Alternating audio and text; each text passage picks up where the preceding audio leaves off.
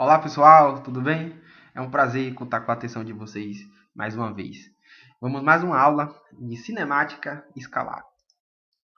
E hoje nós iremos aprender os conceitos muito importantes, como ponto material, corpo extenso, referencial, trajetória, posição, função horária, deslocamento escalar e distância percorrida. Vamos lá? Ponto material. Ponto material é todo o corpo cujas dimensões não interferem no estudo de determinado fenômeno. Entenderam? Olha só, aqui nós temos a representação da trajetória de navios, na época das grandes navegações. No entanto, eu não tenho aqui representado a dimensão do meu navio. Se o meu navio tinha 20, 30, 40 metros. Quantas pessoas tinham no meu navio? Não tenho. Como as dimensões do navio não são destacadas aqui, eu vou interpretar o meu corpo como um ponto material. Aqui vocês podem entender um pouco melhor. Entendam que eu vou tomar como corpo o objeto que eu estou estudando, o movimento dele. Aqui eu tenho a estrada e eu tenho o meu carrinho vermelho, lindão, maravilhoso, percorrendo o nosso caminho. Na hora de representar o meu carro, eu posso representar com uma figura muito bonita ou como um ponto, pontiforme. E não tem diferença na representação. Pouco importa as dimensões do meu corpo em estudo. Quando as dimensões dele não importar, eu vou tratá-lo como um ponto material. Olha só, deslocando-se ao longo de uma rodovia, o automóvel é considerado um ponto material. Você pergunta por quê? Porque as dimensões do seu carro são irrelevantes diante do trajeto que ele está percorrendo. Digamos que ele tenha que percorrer aí 200 km, 300 km de distância e ele tem pouco mais de 2 metros. Isso não é relevante. Por isso eu vou tomar o meu objeto de estudo, o meu carro, como um ponto material. Agora, na hora de estudar o movimento do meu objeto de estudo, eu posso identificá-lo como um corpo extenso. Corpo extenso é todo o corpo cujas dimensões interferem no estudo de determinado fenômeno. Como vocês podem ver aqui, nós temos um navio cargueiro com muitos containers, e ele tem que chegar no porto para tirar toda a carga do navio. No entanto, o comprimento do meu navio é importante na hora que ele chega no porto. Ou seja, quando as dimensões do meu objeto forem importantes, eu vou tratá-lo como corpo extenso. É todo o corpo cujas dimensões interferem no estudo de determinado fenômeno. Temos aqui uma situação onde isso fica muito definido. Observem. O caminhão passou e, infelizmente, ele bateu no viaduto. Por quê? Porque o limite máximo da altura de um caminhão permitido pelo viaduto é, como vocês podem ver aqui, 4 metros. Isso significa que o caminhão tem um pouco mais de 4 metros. Ou seja, nessa situação, as dimensões, o tamanho do meu corpo que eu estou estudando, importa? Importa. Logo, eu vou tratá-lo como corpo extenso. Corpo extenso é todo o corpo cujas dimensões interferem no estudo de determinado fenômeno. Certo, pessoal? O próximo conceito é muito interessante. Referencial. E aqui eu não vou dizer o nome desse gatinho lindo, que eu vou pronunciar errado. Eu não quero vocês rindo de mim. Então, eu vou chamá-lo de gatinho. Nosso gatinho lindo. E ele chega e diz, John diz: não mandei você se movimentar um pouco hoje? Ele pensa um pouco. Obviamente, John não está levando em conta a rotação da Terra. Ou seja, o que aconteceu aqui? Acontece que o nosso gatinho, para ele está em movimento. Por que ele está em movimento? Porque ele tomou um referencial diferente do John. O referencial, o que é o referencial? Deixa eu ler aqui para vocês. Para analisar o movimento de um corpo, eu preciso adotar um referencial, certo? E aí, esse meu referencial vai me ajudar a determinar se o meu corpo está em movimento ou não. O referencial é aquilo que ele serve como guia ou como base. No caso, como o nosso planeta está em movimento de rotação ou de translação, Isso você consegue observar quando você toma um referencial fora da Terra. Você percebe que a Terra está em movimento. Se a Terra está em movimento, o nosso querido gatinho também está.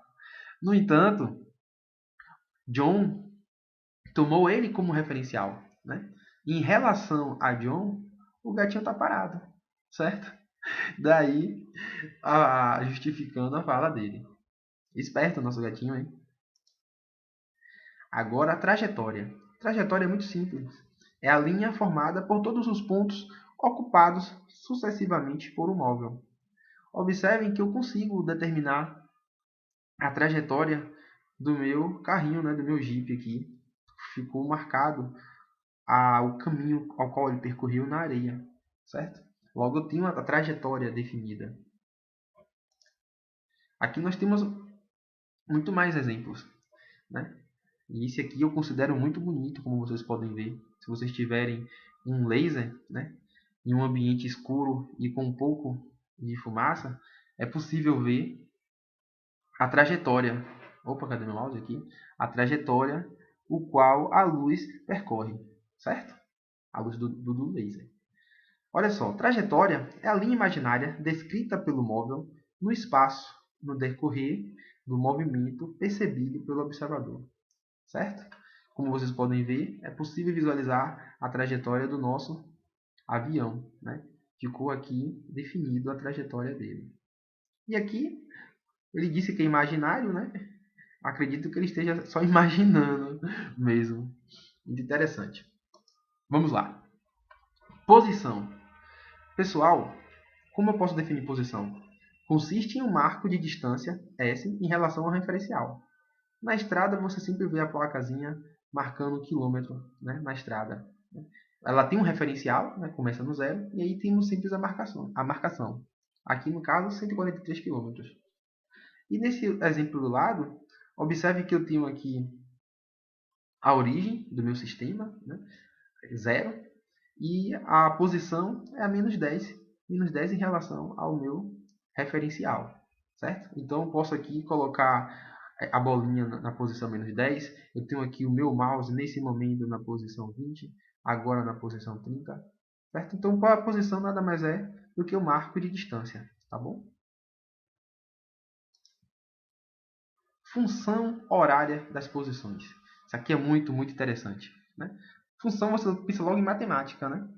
É uma função horária, né? Temos o tempo sendo determinante aí, né? E a posição. A função que relaciona a posição, que eu vou chamar de S, né? Quando eu colocar S, eu estou referindo à posição, com os correspondentes instantes de tempo T, né? T vai representar o tempo, né? É denominada a função horária das posições. A função que relaciona a posição com os correspondentes instantes de tempo T é denominada a função horária das posições. Eu tenho aqui um exemplo, né, de uma função horária. Olha só, pessoal. Eu estou dizendo que S é igual a 3 mais 2t, certo? Onde S é a posição e t é a variação do tempo. Temos aqui o exemplo.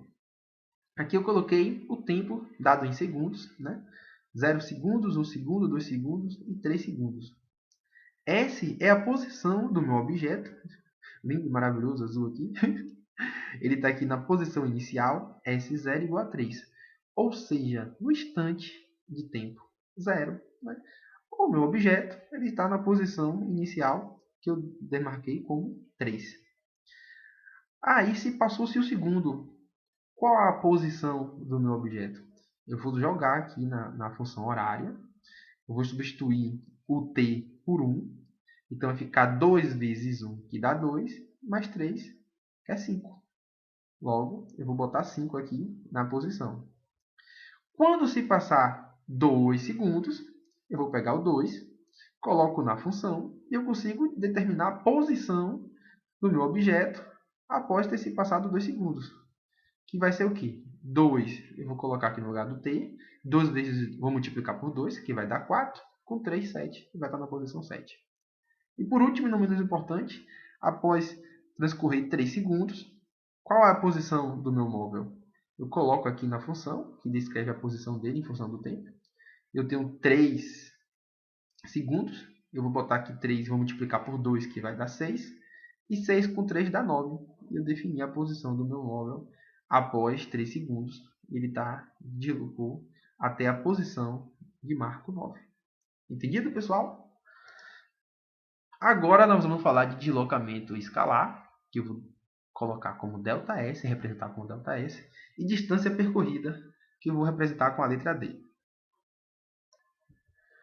Então, chamamos de deslocamento escalar, ou ΔS, importante, né? ΔS. Observe que o S é maiúsculo. A diferença entre a posição final e a posição inicial. A posição final eu vou representar pela letra S maiúscula, e a posição inicial vai ser S maiúsculo 0, certo? Nesse nosso pequeno exemplo, eu estou dizendo aqui que o nosso corpo está na posição inicial, que é igual a 5. E a posição final dele é igual a 20. Logo, qual o deslocamento escalar desse meu objeto em estudo? É só você colocar na formulazinha. ΔS, deslocamento escalar, é igual à posição final, que é 20, menos a posição inicial, que é 5. Logo, o seu deslocamento é de 15, certo? Importante colocar a medida, eu não coloquei aqui. 15 o quê? 15 metros. Agora, em distância percorrida, ela tem uma pequena diferença, né, de deslocamento, mas ela é muito importante. Não confundam distância percorrida com deslocamento. São coisas diferentes.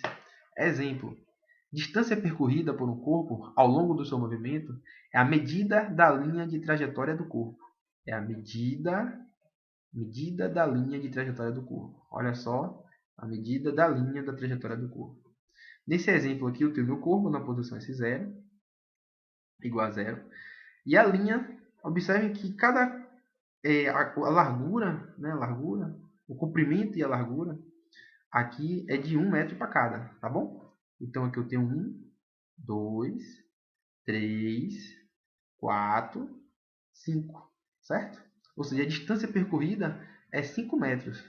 De novo, ó, a medida da linha de trajetória. Eu chamo de quê? Distância percorrida.